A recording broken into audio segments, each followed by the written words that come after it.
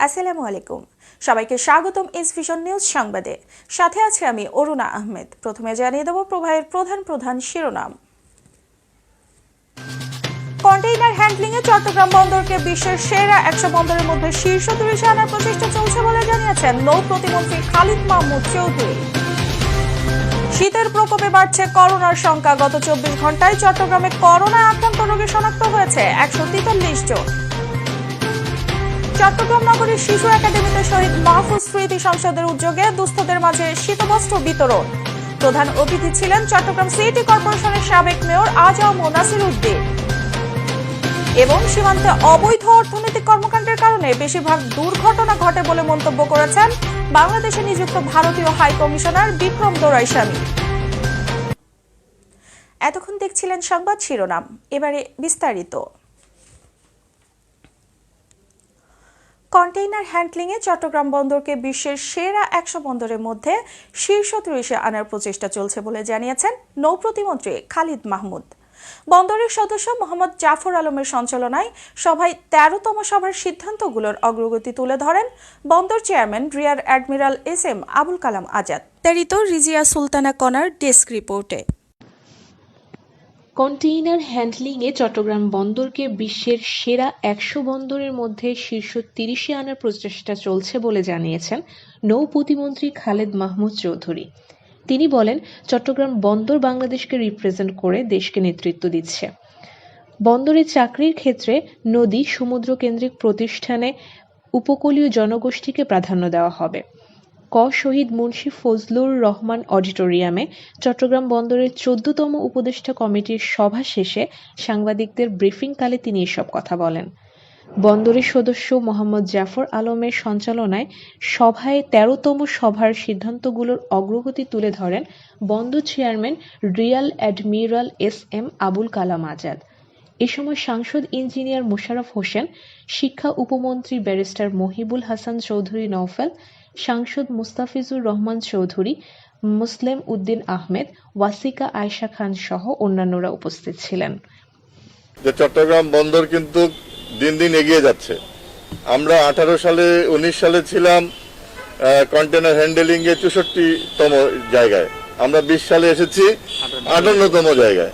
তাকে আমরা এগিয়ে যাচ্ছি এবং আমাদের আজকের যে উপদেষ্টা কমিটির সভা হলো, সেই সভাতেও আমাদের চট্টগ্রাম বন্দরের সমস্যা এগিয়ে যাওয়া নিয়ে কিন্তু আলোচনা হয়েছে এবং সকলেই, যত অংশীজন আছে সকলেই এখানে কথা বলেছে, তারা প্রস্তাবনা দিয়েছে, সেই প্রস্তাবনাগুলো লিপিবদ্ধ হয়েছে এবং বন্দর কর্তৃপক্ষ সেগুলো প্রস্তাব গ্রহণ করবে।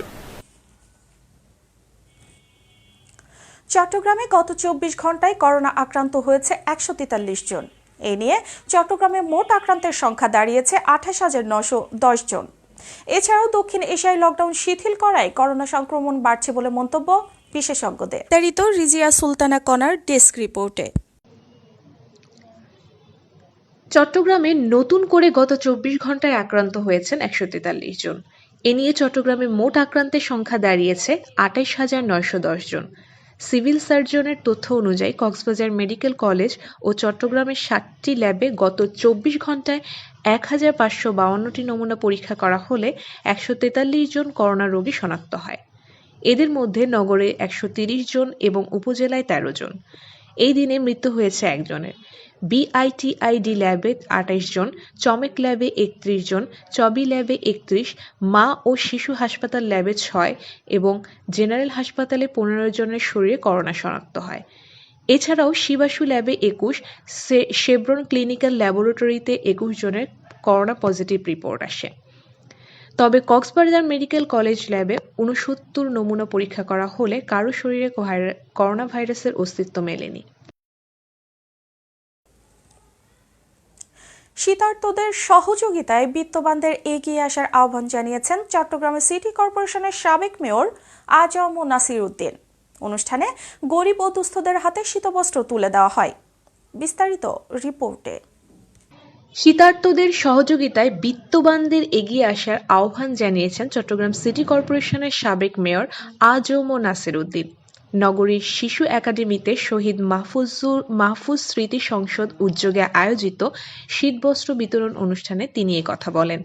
যুবলীগ নেতা ওয়াহিদুল আলম শিমুলের সভাপতিত্বে অনুষ্ঠানে বক্তব্য রাখেন নগর আওয়ামী লীগের সাংগঠনিক সম্পাদক চৌধুরী হাসান মাহমুদ হাসনী, সাবেক কাউন্সিলর গিয়াসউদ্দিন, শৈবাল দাস সুমন সহ অন্যান্যরা। অনুষ্ঠানে গরিব ও দুস্থদের হাতে শীতবস্ত্র তুলে দেওয়া হয়।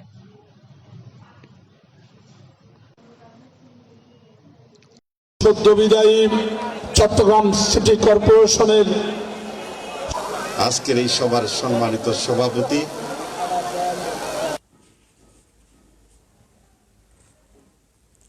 সীমান্তে অবৈধ অর্থনৈতিক কর্মকাণ্ডের কারণে বেশিরভাগ দুর্ঘটনা ঘটে বলে মন্তব্য করেছেন বাংলাদেশে নিযুক্ত ভারতীয় হাইকমিশনার বিক্রম দোরাইস্বামী। তিনি জানান, রোহিঙ্গা প্রত্যাবর্ষণের বিষয়ে ভারত ইতিবাচক ভূমিকা রাখবে। এর আগে ব্রিটিশ বিরোধী আন্দোলনে বাংলার প্রথম শহীদ নারী প্রীতিলতা ওয়াদ্দেদারের জাদুঘর পরিদর্শন করেন এবং প্রীতিলতার ভাস্কর্যে ফুল দিয়ে শ্রদ্ধা নিবেদন করেন ব্রিটিশ হাইকমিশনার। বিস্তারিত রিজিয়া সুলতানা কনার ডেস্ক রিপোর্টে। সীমান্তে অবৈধ অর্থনৈতিক কর্মকাণ্ডের কারণে বেশিরভাগ দুর্ঘটনা ঘটে বলে মন্তব্য করেছেন বাংলাদেশে নিযুক্ত ভারতীয় হাইকমিশনার বিক্রম দোরাইস্বামী। তিনি বলেন, সীমান্তের ঘটনার ৯৫% ঘটে ভারতের সীমান্ত এলাকায়। ৮৭% দুর্ঘটনা ঘটে রাত ১০টার পরে। রোহিঙ্গা প্রত্যাবর্ষণের বিষয়ে ভারত ইতিবাচক ভূমিকা রাখবে বলে জানান তিনি। চট্টগ্রাম প্রেস ক্লাবের ইঞ্জিনিয়ার আব্দুল খালেক হলে সাংবাদিকদের সঙ্গে মতবিনিময় করেন তিনি।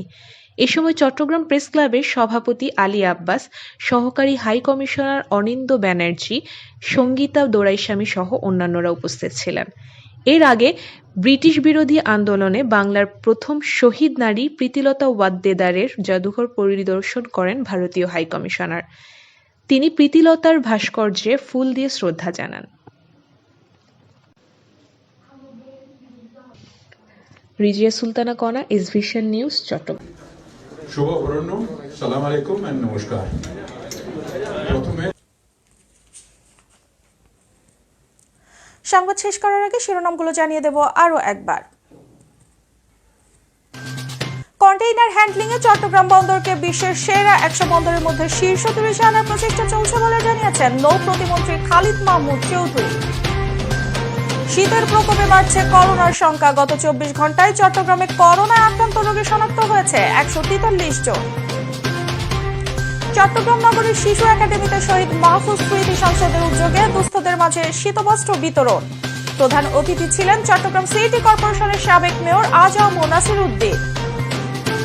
এবং সীমান্তে অবৈধ অর্থনৈতিক কর্মকাণ্ডের কারণে বেশিরভাগ দুর্ঘটনা ঘটে বলে মন্তব্য করেছেন বাংলাদেশে নিযুক্ত ভারতীয় হাইকমিশনার বিক্রম দোরাইস্বামী। পরবর্তী সংবাদ দেখার আমন্ত্রণ জানিয়ে আজকের সংবাদ এখানেই শেষ করছি। আল্লাহ হাফেজ।